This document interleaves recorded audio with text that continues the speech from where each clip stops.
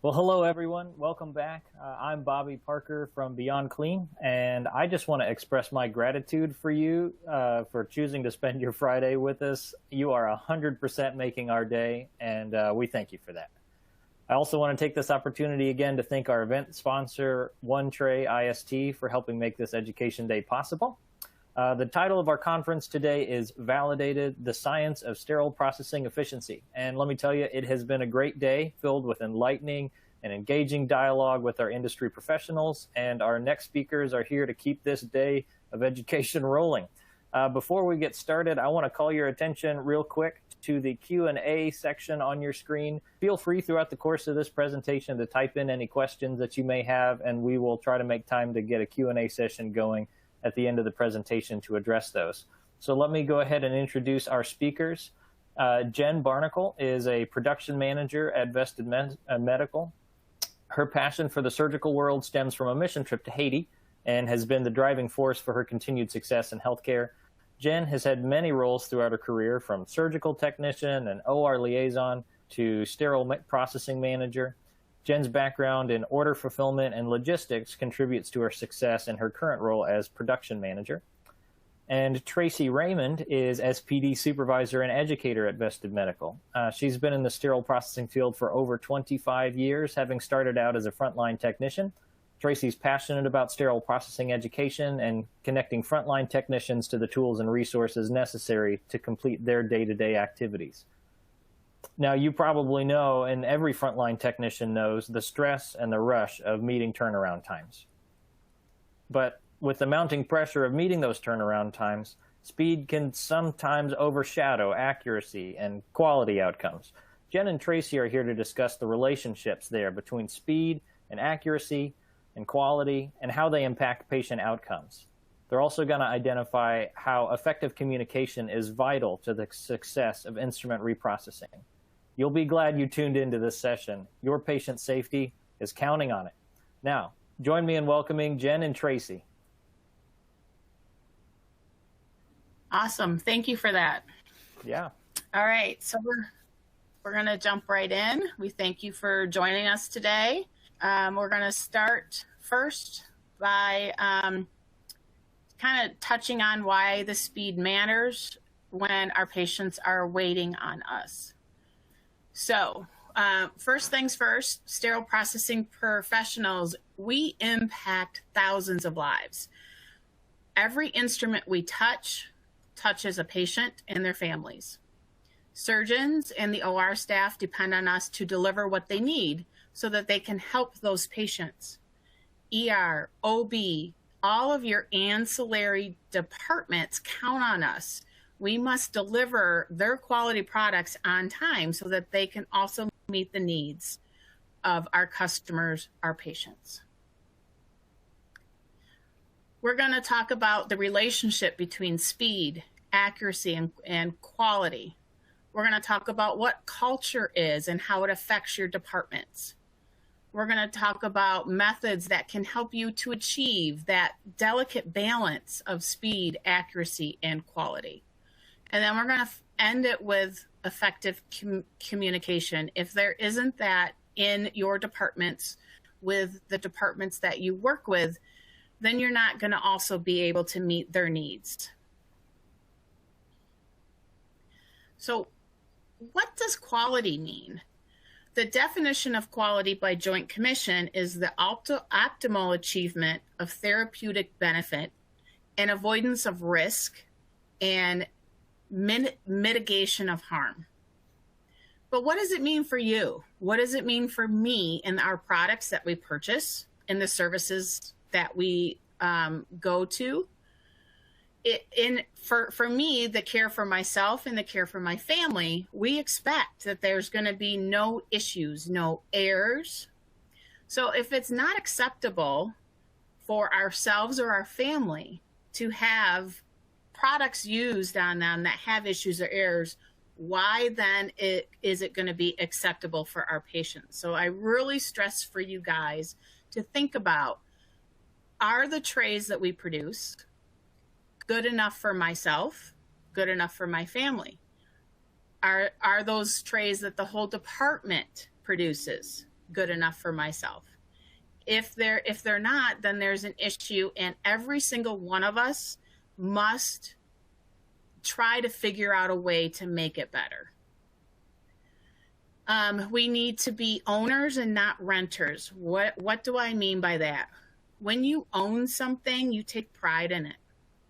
You take pride in that set that you are going to deliver, that you're going to sterilize and have used.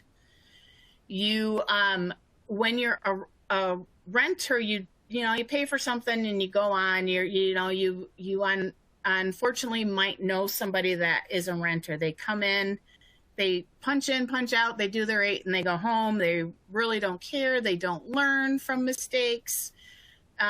We really need to try to pull them back into the fold, so to speak, to, get quality in the front. I think part of it comes from investment. If you own something, you are invested in it. If you're renting it, you're not personally invested, financially invested in it. So maybe you don't put as much effort in. Good point. Quality is not an act. It is a habit. It is something you do all the time in every single thing that you do. It's not a one and done. You don't do it once, throw it aside. It is a continual mindset. It's how you do things. It is continuous. You have to look at how can I improve? I've been in this field for over 25 years, and I look at each and every day as I'm going to learn something new today, because there's always something that you can learn. There's no deviation from the process, from the IFU, from your standard operating instructions, all that kind of thing. It is doing it the right way each and every time, even when no one is looking. And to those that are, in charge of writing or editing your work instructions or SOPs, if you write them in a way that makes it so doing the right thing is the easiest thing, then people won't be looking for shortcuts, because the right thing is the easiest thing and they do it the same way every time. Absolutely. The other thing is to follow the IFUs. There was a great session this morning, the first one of the day, that touched on this. It is very important to follow those IFUs, have them readily available to each and every technician in a way that they don't have to go looking for them. One of the ways that we have done is we have attached the IFUs to the sets in our instrument tracking system. So the technicians can easily click on the media part of that set and read the IFUs for themselves. It is right there. Then that way there's no questions. That's just one way that it can be done. There's other ways, a file on the computer. Yeah. Some departments are still not necessarily computerized, have a binder available, but just have those available, make it easy for them to be accessed. I also want to point out that Joint Commission also states that part of quality is the degree of conformity with the accepted principles, practices, and standards. Again, that's your AAMI, your AORN, APIC, all those good things. I also think it's important for us to think about the difference between responsibility and accountability. They're not necessarily the same thing. You can be responsible in the aspect that you come to work, you're on time, you go home, you do your job. But to be accountable, again, it kind of goes back to owning. You feel accountable for the work you put out. You are accountable to learn, to grow. If you make a mistake, you don't go, I'm human, let's just make a mistake. No, you're accountable. You're going to learn from it. You're going to put things in place that will make it less likely to make that mistake again. And you're going to share that knowledge with the rest of your teammates. All right, speed and accuracy. Again, it is a delicate balance. If you have too much speed, there's going to be errors. There's going to be mistakes. Live this personally. trying to get the work out because you're short staffed, there's too much work. So you push yourself faster and faster, you will end up making a mistake. If you're too slow, you're going to not meet the needs of our customers and patients. The trays aren't going to get done. You could potentially have delay of cases, cancellation of cases, that type of thing. Many of us now are under productivity measurements. Those things that you get down with the budget and you have to make sure that you meet this productivity measurement or else you're not going to be able to bring staff on or, all that kind of stuff. The hard thing is we are a non-revenue producing department. I understand and fully realize that without us, the hospital is not going to make money. However, not everybody sees that. You need to have some key performance indicators. This will help you. What is the departmental goals? Are they communicated effectively? Do you know what they are and what you do impacts them? It's very important to know that. Are they updated monthly and then known by all? Our goals must also complement the goals of the OR. They must complement the goals of the facility. If the OR and the facility is not making any profit, you're not going to be able to bring on staff. There's not going to be raises. There's not, you might have to go into cost reduction strategies, all those good things. I don't know if they're good, but I was going to say, I think your sarcasm's coming through. Just a little bit. But you also must have professional growth goals. Every one of us should have some sort of a goal. And management, you need to assist your team into growing. Ask them, what do they want to do? Is there something they see themselves doing? Is, something to work towards? It's really important. The last thing that kind of I want to draw a point in is what's known as a zero defect mindset. This really will help you with speed, accuracy, and quality because it is a mindset of how to produce products that at the end of the day have no defects. Then again, you're going to have your speed, your accuracy, your quality, because if we don't have time to do it right the first time, why do we have time to do it right a second time? I worked for a manager at one point that said he had 3 rules for the department: no bioburden in the OR, no bioburden in the OR, and no bioburden in the OR. Well, that's great, but if you have that zero defect mindset throughout the department, you're going to have no bioburden in the OR. You're going to have complete sets. You're going to have integrators in every tray. And you're not going to have those issues to where you need 3 rules that say no bioburden in the OR. Exactly. All right. So the cost of not doing it right the first time. Again, you could have potentially cancellations, delays. In 1999, the Institute of Medicine released a report titled "To Err is Human." They estimated that more than 98,000 patients die each and every year due to medical errors.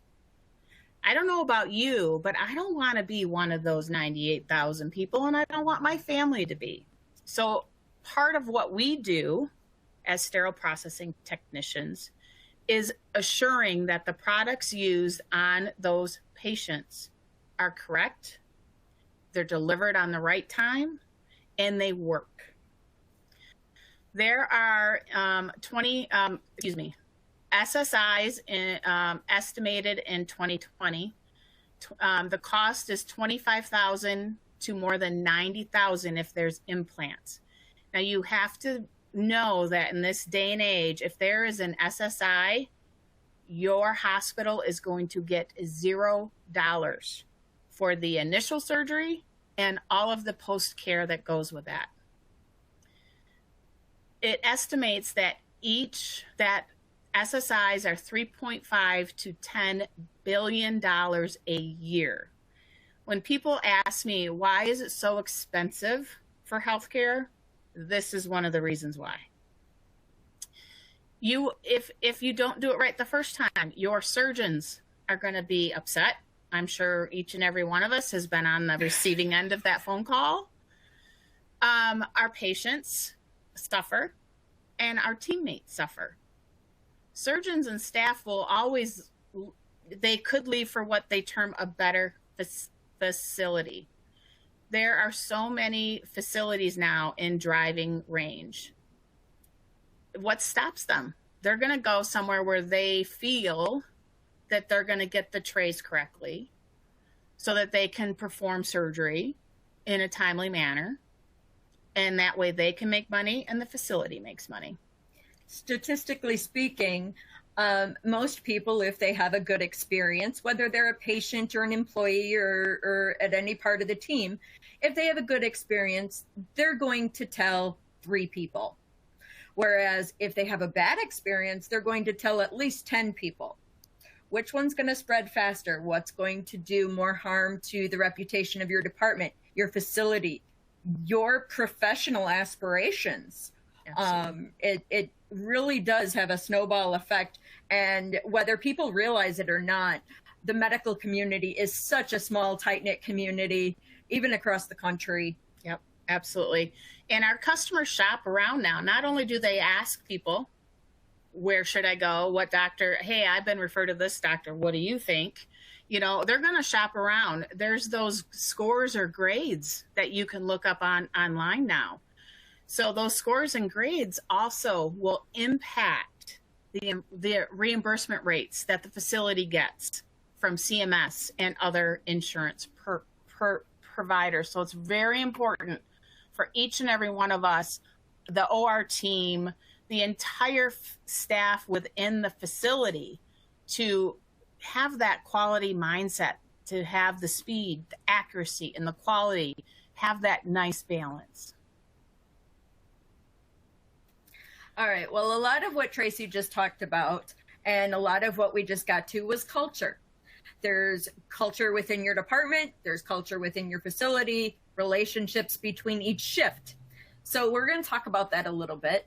And the definition of culture is the customs, arts, social institutions, and achievements of a particular nation, people, or other social group. Well, we all know that pretty much defines our sterile processing departments. We have individual departments, and then we have shifts. And then we have our relationship with the OR. So the last thing we want to deal with is a culture clash. So we need to develop a culture of teamwork. Everyone has to work together for the common goal. If your decon is busy and you're not, go back and help. If decon doesn't have anything going on, take off your PPE and go help out in middle room. Get those trays, get anything ahead that you can, because you know the other shoe is going to drop sometime and you're going to need help. So why not help out in advance and have that team? One thing I like to point out to the team or the newbies, let's say, is you never know what's going to roll through the door. So you always need to be ready for when that other shoe drops. And that's just within our departments. A lot of times there's a finger pointing culture, a blame game that's played between the ORs and SPD, or even like the ERs and SPD. No matter what, SPD seems to be at the losing end of that stick. So one of the things as leaders that we can do, or even as individual team members, there's a lot of ways that you can work to unify that culture. So one of the things that, I've done is have SPD techs visit the OR. Watch what they do. Watch what goes on so they can see the pressure that the surgeons put on the circulators. So when the circulators call SPD, there's that little bit of understanding that they have a surgeon there with an evil eye on them. Also, OR staff visiting the SPD. Sometimes they come down and they don't realize all of the work that goes into the trays. Absolutely. They do not understand the steps that we must take and the length of time that it takes when you follow the IFUs correctly. And so it gives them a different appreciation of the work that we do.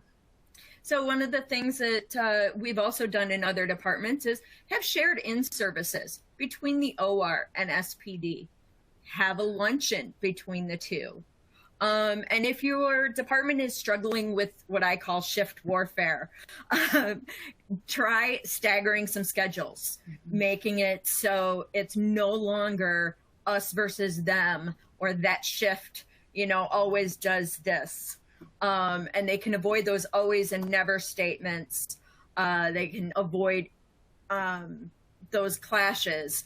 And the way you can do that is, like I said, with staggering schedules, or in services that affect the whole team building. 1 year for SPD week, I remember we came up with a word, and then we cut the letters of the word out, but then we cut the letters in half. And everybody had to match up their half of the letter with their partner, and then try and figure out where it went in the word. But you couldn't move your letter unless you had both people from the team there. So it really got the team interacting throughout the shifts and brought the team together a little bit, because then it's, Johnny, Susie, and Jimmy. It's not that shift. It's not us versus them. It gives everybody an identity so that you have ownership. Absolutely. And that brings us to, work-life balance. It's not my job. All those fun things. It's not my job is one of that's like nails on a chalkboard to me, because that goes back to teamwork. Everybody owns the department, whether you are a Tech 1, Tech 2, supervisor, manager, everybody has ownership in that department, and it's not my job. Just takes that teamwork and crushes it. So we always want to avoid using that phrase. Absolutely. And one thing that I have found through my years is managers, supervisors, if your team is struggling out on the floor, you cancel meetings and you get your butt out on the floor. Nothing will pull a team together more than having leadership on the floor in the trenches with them. And one of the things when you are out there, Tracy and I have worked together for a long time, and bless their hearts, some of our leadership, when we get the most stressed out, that's when we start having fun. We try and laugh and keep a positive attitude and engage the team so that it's not all grumbly and you have to do this and I have to do that. It's a teamwork, and during those stressful times, we tended to laugh more than any other time. And get your teammates, say, all right, come on, let's do this. We're in this together. Let's get this set out. Let's get this tray out, and when you're done with that crunch, celebrate it. Celebrate the win that you met the demands, high-fiving. And, one thing that my team always laughs at me about is I have my happy dance, so we get done with something stressful and we've met the needs. I break out my happy dance and then everybody laughs. I always tell her I don't dance, I headbang, but sometimes I've been known to do that just to make people laugh and get people engaged. Our work-life balance, 78% of full-time workers spend more time with their coworkers than with their families, which is kind of depressing, but it leads to those relationships at work. You've got to get to know the people that you work with. You may not like everybody, but most people can see eye to eye on something, whether it's dogs, cats.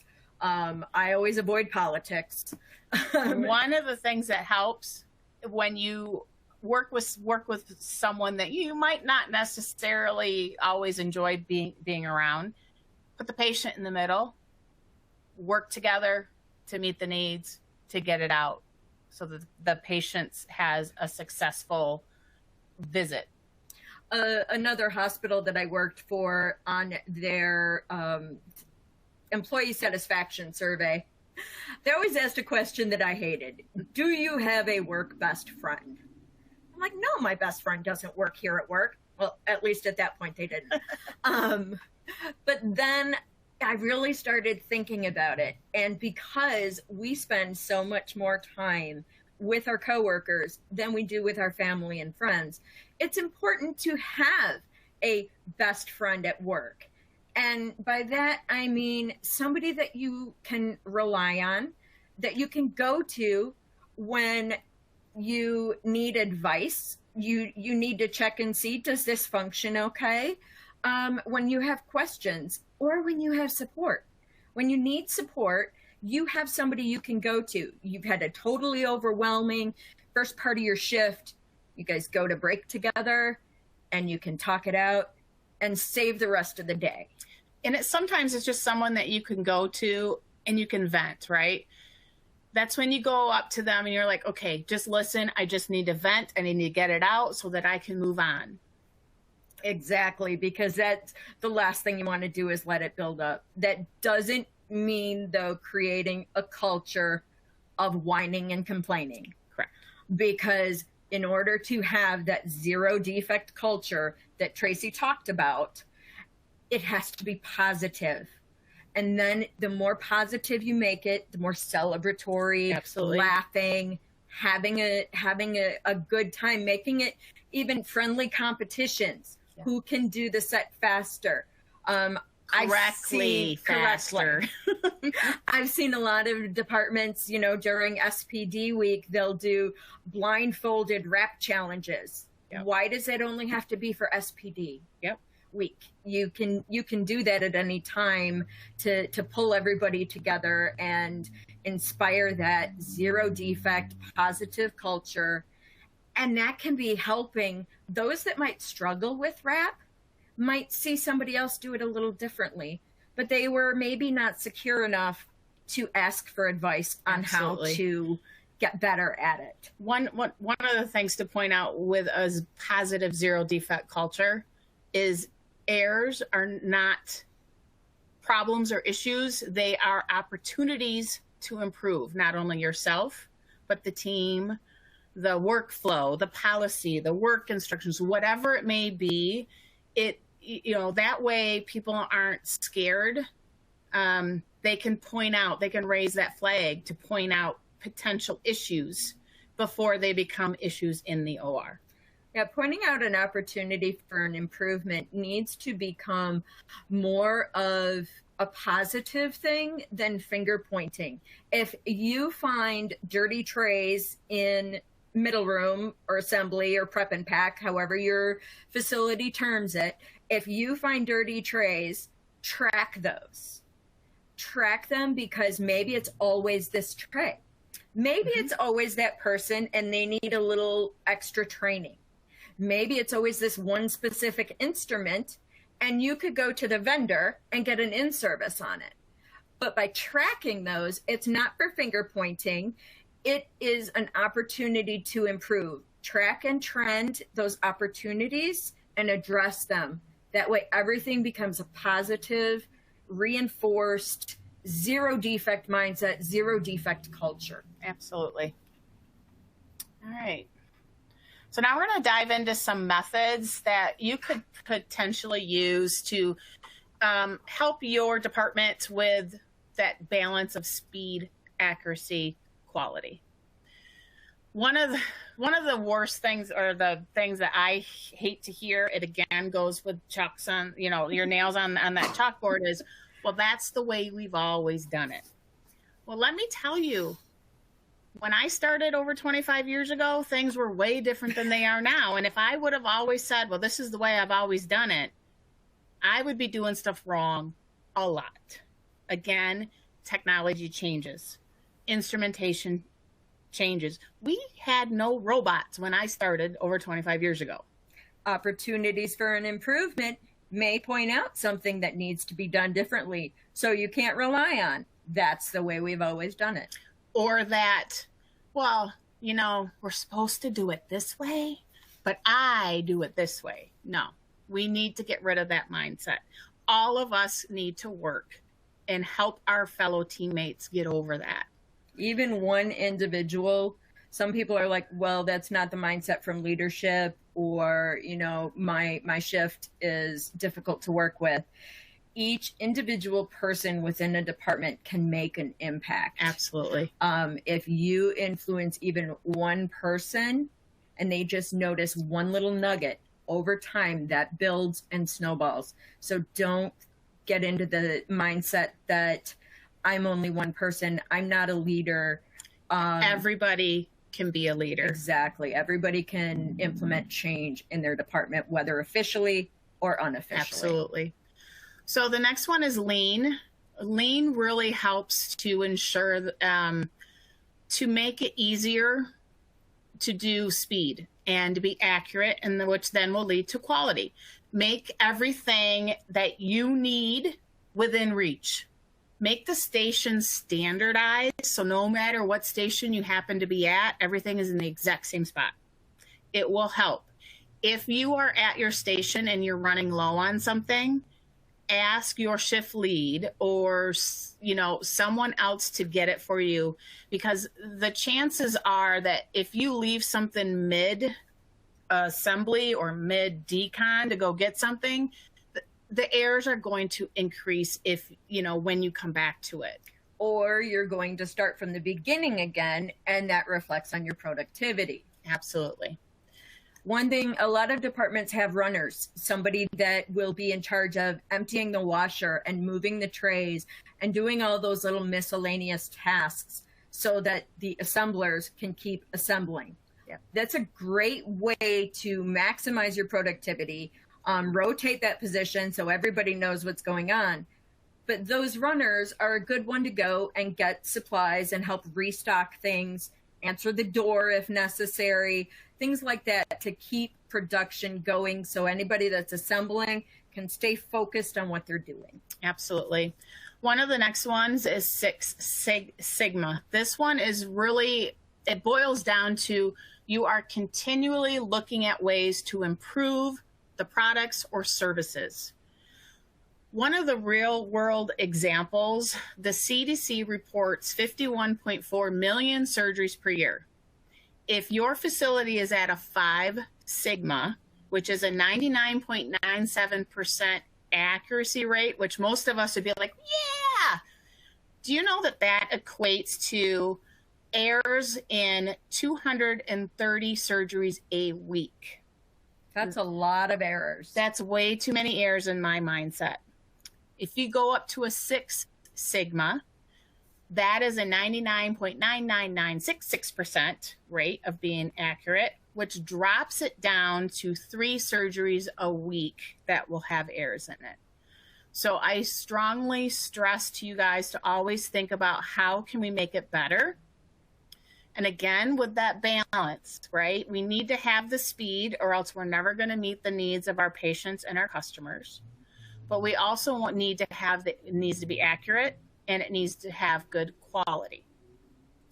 The next one is a 5S. I don't know if you've all had a chance to work through some of these, but 5S is basically keeping everything in your station or your department clean and organized. Everything has a spot, so you always know where to go to. And everything's in its spot.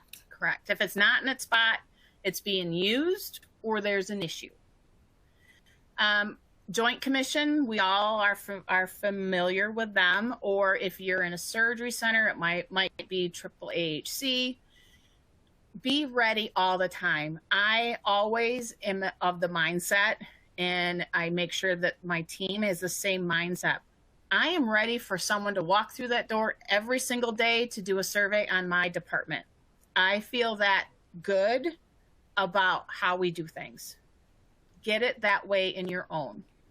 A fantastic quality person that we worked with said, instead of maintaining survey readiness, look at it as maintaining patient readiness, because those survey points are the same things that make our patients the safest. So if we are patient ready at all times, then we are always ready for surveys. Absolutely. The next one is the DNV. They actually now have where you can have your sterile processing department certified. You can go on their website and download for free the standards that they look for. So you can you can work through this, and that way you're ready, because if you are DNV, you know you're also going to pass Joint Commission with flying colors. And you don't have to then go for the DNV, but, you know, I say go for it and celebrate it with your department. I mean, what a great thing to put out there. My department is DNV certified. And we sought it out. It wasn't something that we had to do. We're that confident in our departments, in our work, that we sought out this certification. Absolutely. The next thing, and we've touched on it a bit, is standard operating procedures and work instructions. This makes doing the right thing the easiest thing. So there's no deviations at that point. If there's deviations, then your operating instructions are not where they need to be. Get your frontline involved. Have them help you to revamp them. Hand them it and say, walk this through. Tell me what I'm missing, what we need to add. They are a great value. They know more than the leaders know at times about what's going on in the department.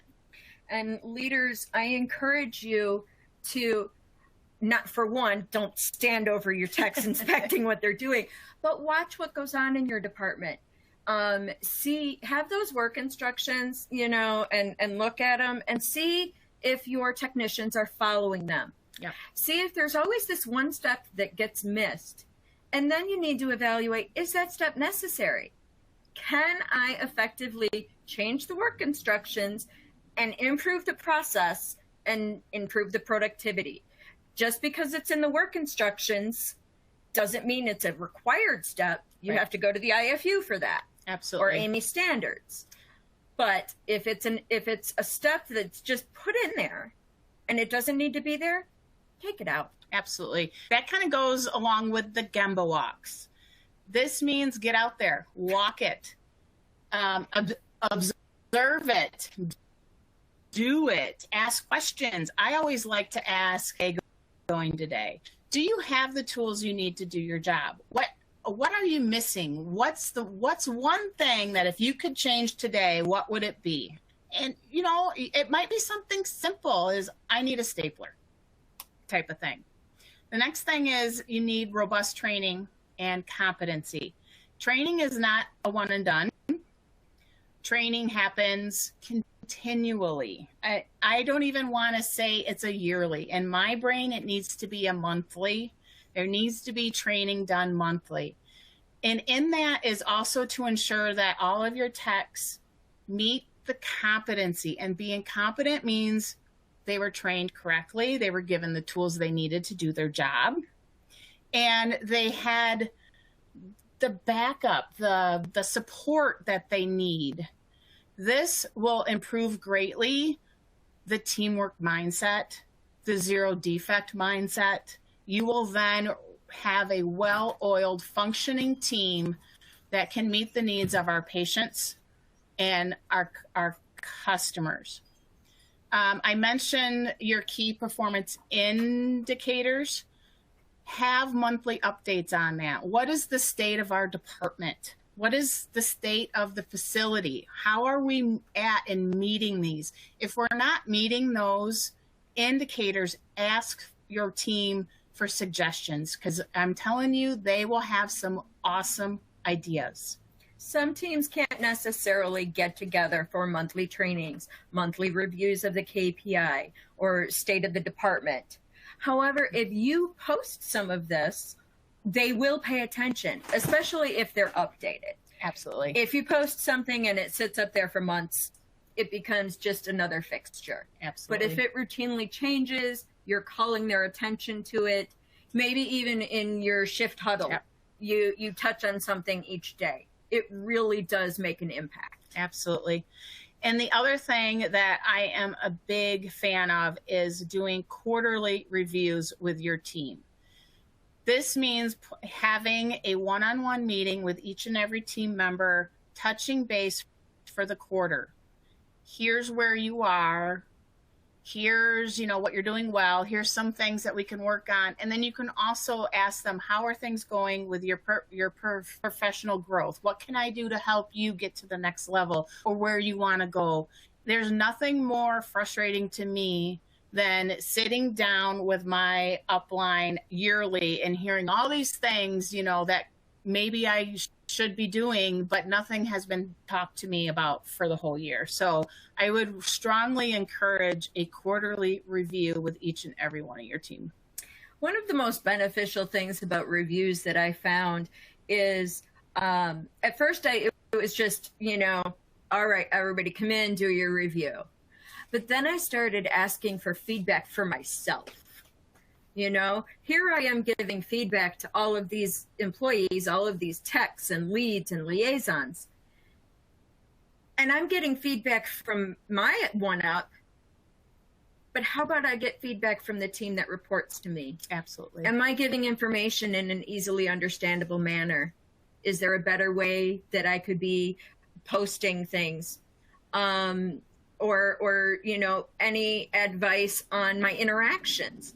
Anything like that. Yep. It really does make them feel more invested and more ownership of the department if that feedback is a two-way street. Absolutely.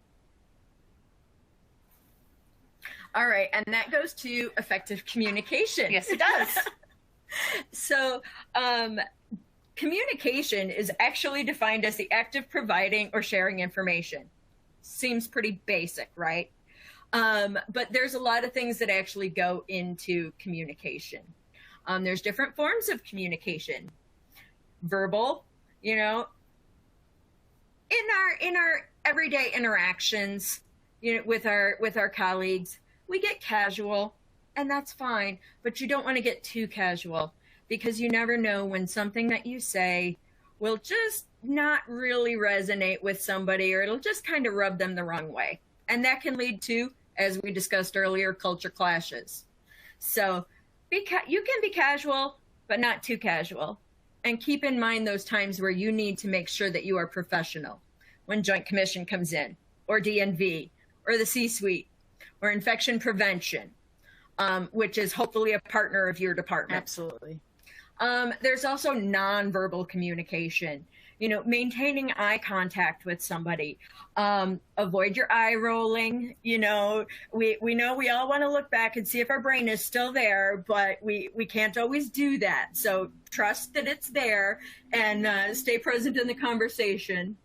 Folded arms. That always is more of a defensive posture.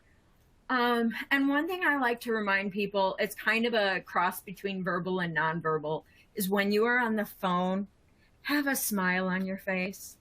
Even though right now we're all wearing masks at work and you're on the phone so people can't see you, they can actually tell the difference. If there is a smile on your face, it comes through the phone line. So I can't stress this enough. Yeah. It really makes it seem less adversarial.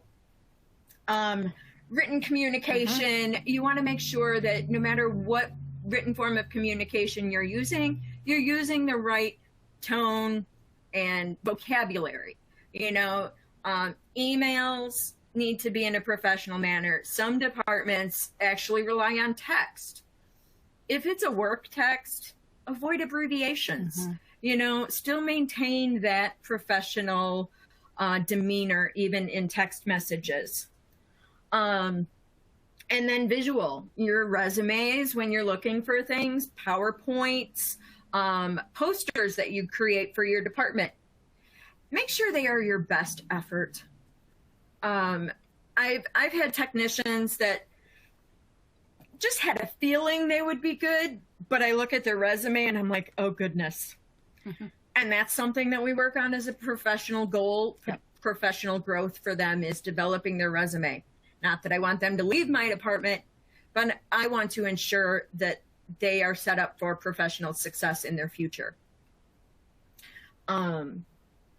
So there are different skills that go into effective communication. Active listening is one of them. Lean into the conversation. Don't violate the 6-foot rule, but lean into the conversation. Show you are part of it. and listen to understand, not respond. If you listen to part of it and you're formulating your response in your mind, you're missing the rest of what the other person is saying. Absolutely. Ask questions to clarify. You know, there are times where I'd be on the phone with the OR and they'd be calling for a set. And I'm like, okay, which set is this? What specialty is this? And I wouldn't know, but I would ask clarifying questions, and that would help. You know, that's also kind of like when you get those phone calls and they're calling an instrument that's not by name, that's not its name. That's where that helps. Ask those clarifying questions because you may be able to figure that out. That's where also having a work best friend comes in. Absolutely. Ask for support. There's a lot of times I see on the sterile processing groups on Facebook, people asking, have you ever heard of this? They called for this. What is it?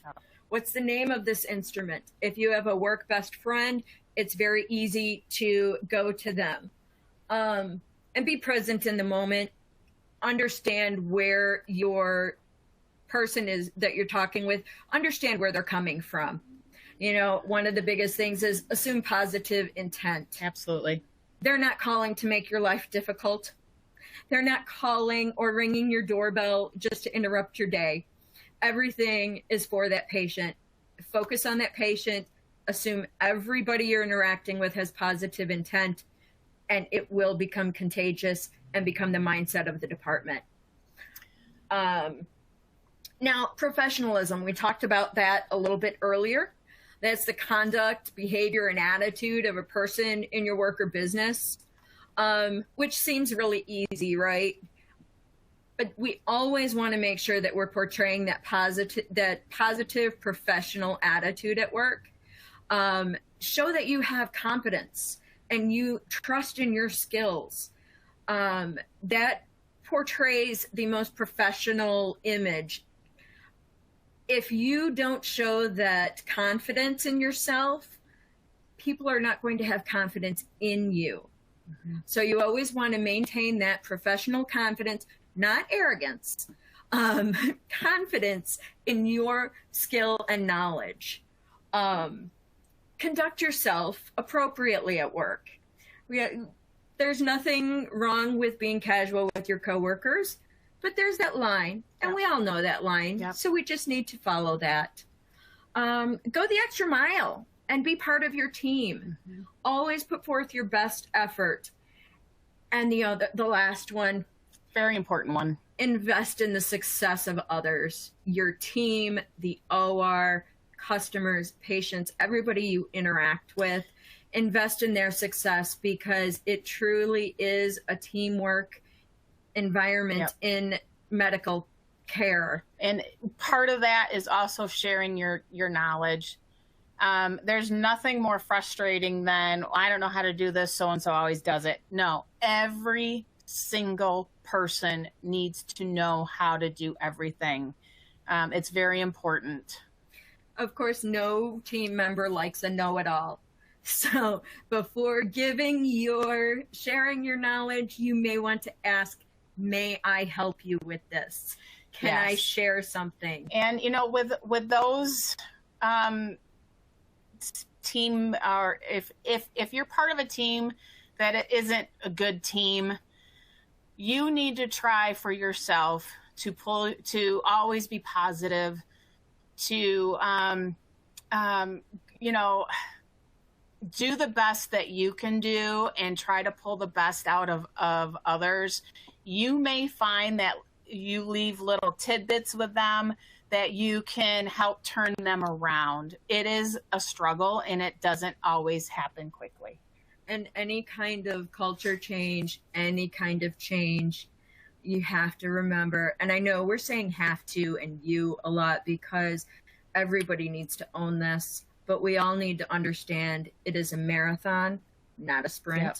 It's going to take time. Yep. And we are all ultimately working for that patient. So one of the impacts, you know, that you have with effective communication is that everybody knows what's going on. You have the positive, effective communication from the OR to know what sets are quick turns today, what's going on in the OR. Make sure the OR needs to make sure that when something changes, SPD needs to know right away. It cannot be assumed, oh, they'll see the schedule, because that's not always the case. There needs to be that phone call, hey, we had to switch this case around, or something like that. Also, when you're communicating, you know when things are less stressful, and it's okay to say, hey, how was your weekend? Yeah. But in times of where speed matters, be succinct. Yeah. Get to the point. Yeah. All right. So let's see. We're going to look at some of the questions that were sent in. Yeah. Yeah, thanks for that presentation. Absolutely. One of the ones that I wanted to highlight starting off here, which I thought was a great question, comes off of your description of that zero defect quality and having that mentality going into work. So what would you say is, if you could all boil it down, is the single greatest threat or obstacle to having that zero defect quality? So I think the first one is the fact that everybody needs to be involved with it, and that includes your leadership. There's been many of us, where, we're going to try this new thing, right? And you do it for a month and then everything slides back, right? So you need to have your leadership on board. If not the C-suite, then at least the leader of SPD, because it's going to make a difference. The other thing sometimes is getting the team to understand and acknowledge the fact that we're all in it together, and each and every one of us has a part in it. It sometimes can be a struggle if you have that one naysayer on board. Again, it's doing it over and over again and ensuring it, training. And yeah, I think that goes all to the point of opportunities for improvement. Absolutely. Everybody work together, and they're all opportunities to learn and grow. And it avoids the blame game and those naysayers, and it helps leadership to be on board as well, because they see things are moving forward. Yeah, for sure. And hope that answers the question. Yeah, for sure. And it definitely is a team duty there. We're only as strong as our weakest link, if you will. So absolutely, getting everybody on board is important. Sheila asks, what about if you have a manager that you don't get help from, like education and changes in CPD? I would strongly think about if you yourself can become that person. Before I moved up, I was always like, oh my gosh, did you see this new article in Process? Or did you see that, there's this great thing in healthcare purchasing news? Attend conferences. I know a lot of facilities don't pay for that now, but there's a lot of free ones out there now. Share your knowledge with the rest of your team. If the manager doesn't do it, there's nothing that can stop a person within that department from helping their co-workers. One of the best things that I saw in one of my departments was there was a tech who was very up to date on all of the latest and greatest. And one of the things she liked to do is print them out and leave them on the break table. Yeah. Because when you're sitting at break, sometimes you're just bored and you might pick it up. Yeah. Well, that's a great way to impart information. Yeah. Yeah. I love that initiative. So it doesn't always have to come from leadership. Yeah. Yeah. I love that initiative piece. And Sheila, if I can be any encouragement to you, you're off to a great start spending your Friday at a Beyond Clean conference. So absolutely. Thanks for Share that. what you learned. Great. You all talked a lot about that culture piece and good communication and teamwork, but what do you do in a situation where you're in a team that doesn't really get along, or you have staff that are struggling? Any thoughts on that? One of the things, I had a department that was very engaged in shift warfare. So I shook things up. and I moved their schedules around a little bit with enough advance notice so that they couldn't complain about that. But along with that, once I did the schedule change, I found one person was just very unhappy about it. So I sat down with them and I talked to them and I asked them, what's the issue? What is going on that this is such a problem for you? And it ended up being her daycare situation. So it ended up being something completely not at work. And we were able to tweak that schedule by 15 minutes. And that made all the difference in the world. Yeah. So you've got to talk to people, find out what the issue is. And again, culture is not going to change overnight. No, it's something that takes work each and every day from each and every one of us.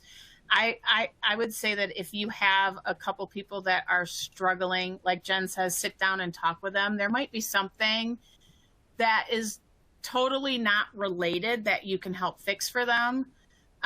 If it's work related, if it's affecting one, it's affecting all.